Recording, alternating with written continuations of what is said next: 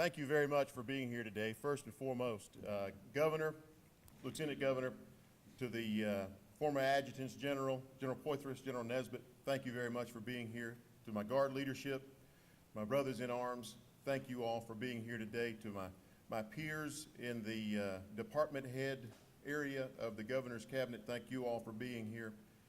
Senator Hill, thank you for being here. Mr. Clay, thank you for being here. To the extended Guard family, thank you for being here.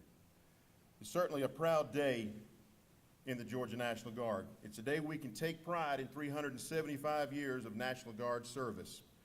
Pride in this amazing new facility, and we can take pride in the fact that community leaders from throughout the state and region are here today to celebrate with us. This month we commemorate nearly 4 centuries of service to state and nation, combating threats to our citizens, our values, and our way of life. When the Army, Navy, and Marines were first being organized in 1775, America's Minutemen had already seen extensive service and decisive service at Lexington and Concord. The National Guard's first muster 375 years ago reflects an aspect of our national character that rings true still today. That our all-volunteer fighting force has always sought to keep one hand on the plow, even when going to war. Meaning that even when fighting abroad, our Georgia National Guard members have always retained a strong focus on the home front. Today we also commemorate the events at Pearl Harbor on December 7th, 1941. You may have noticed that we still fly our flags at half-mast to honor the brave Americans who lost their lives on that day. It is my hope, prayer, and expectation that we never forget the intentions of President Franklin Delano Roosevelt in his speech given the following day. In that speech delivered to Congress, he stated, "Always will we remember the character of the onslaught against us. No matter how long it may take us to overcome this premeditated invasion, the American people in their righteous might will win through to absolute victory." He went on to say, "I believe I interpret the will of the Congress and of the people when I assert that we will not only defend ourselves to the utmost, but will make very certain that this form of treachery shall never endanger us again." Indeed, the Guard was ready and capable to answer that President's call to arms. Today, thousands of National Guard men and women from around the country continue to build upon the proud heritage of the National Guard, performing missions around the world their forefathers in 1636 could never have imagined. The National Guard has never been more central to our nation's defense or more important to the success of our active military components in the warfight than it is today. Deployed combatant commanders at the highest levels have lauded the utility, professionalism, and necessity of our Georgia Guardsmen in the combat theater.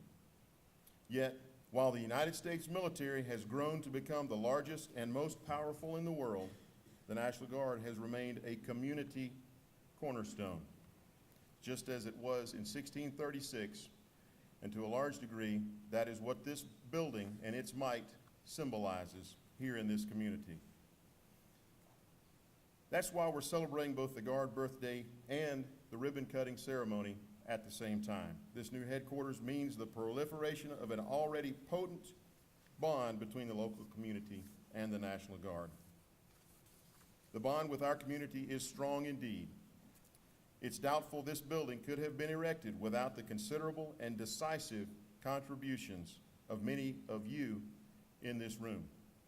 Governors, current and past Adjutants General, mayors, county commissioners, state legislators, and countless contractual managers are to be lauded for their vision and tireless work. As I mentioned in my opening remarks, this is a proud day for the National Guard. Thank you again for all being a part of it. Merry Christmas. Today, with the governor along with Major General Butterworth, it still takes me a little time to get used to calling him Major General, but now that he outranks me, I guess I have no other choice. But along with the two previous generals that are with us today as well, Nesbitt and Porthras, and all the distinguished guests. It's a great honor to be in really a first-class facility. As I approached the building, I was not only amazed in its size, but the quality of the building. And I thought as I entered it, not only is it resemblant of a first-class facility that is very fitting for a first-class guard. Each of you make us very, very proud, whether you are overseas or whether you are here protecting our homeland. We appreciate that service. You know, Albert Einstein once said that a life lived for others is a life worthwhile. Each of you give of yourself and you sacrifice. And I am grateful for that sacrifice. We are better as a society because of what you give. You have a wonderful leader and you have a wonderful governor as well. And I want you to know that it's a pleasure not only to celebrate in this facility and what it means, but more importantly, for what you mean. You put on that uniform each and every day, and you commit yourself to a life of service. And that is what is meaningful about life. I know that today, representing 70 years, reminding us of Pearl Harbor and the sacrifices and the ultimate price that was paid that day. Each of you are also probably mindful that you may be called upon to do the same thing. We as citizens, we as elected officials, are thankful for your willingness to serve and the commitment in which you make. This motto that you have, always ready, always there, it's fitting. And Georgia is thankful for that. It's an honor to be with you, and God bless you. General Butterworth, Generals Porthras, Nesbitt,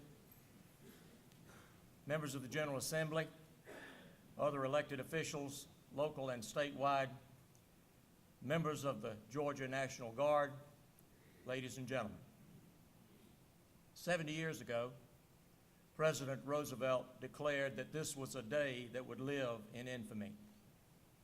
How appropriate that some 70 years later, not only has the United States triumphed in that conflict, but has triumphed in many others around the world. And as a part of those triumphs, the National Guard has played a vital role. It is also appropriate that on this 375th anniversary of the Guard history, that we dedicate this building. This will be a facility of which we're all going to be proud. I believe we actually take up an offering in a place that looks this nice here today. But we are proud of what you do as members of the Guard. The Georgia National Guard has been there in times of hurricanes, in times of tornadoes, in times of wildfires, in this post-9/11 security crisis era in which we live. You have been there to fulfill that mission. But you're also there, at the present time, I am told, in some 20 countries on 5 different continents around the world, as a part of the other portion of what you do, and that is a part of our military force of this great country. I will be in Fort Benning on Sunday as we see some of our members departing for another venture in the ever-going and ongoing conflict in Afghanistan. We thank you for what you do every day. We thank you for what you will do in this facility to make it an important part of what we do as a role of GEMA, for example, of making sure that we take care of the things that are important to the citizens of our state every day. We are proud of you. We are proud of the fact that this is a facility that has been in the making for quite a while. And for those of you who participated in the planning and the preparation that made this day possible, I want to express my appreciation to you as well. We are all proud of the Georgia National Guard. I am indeed honored to be with you today. Thank you.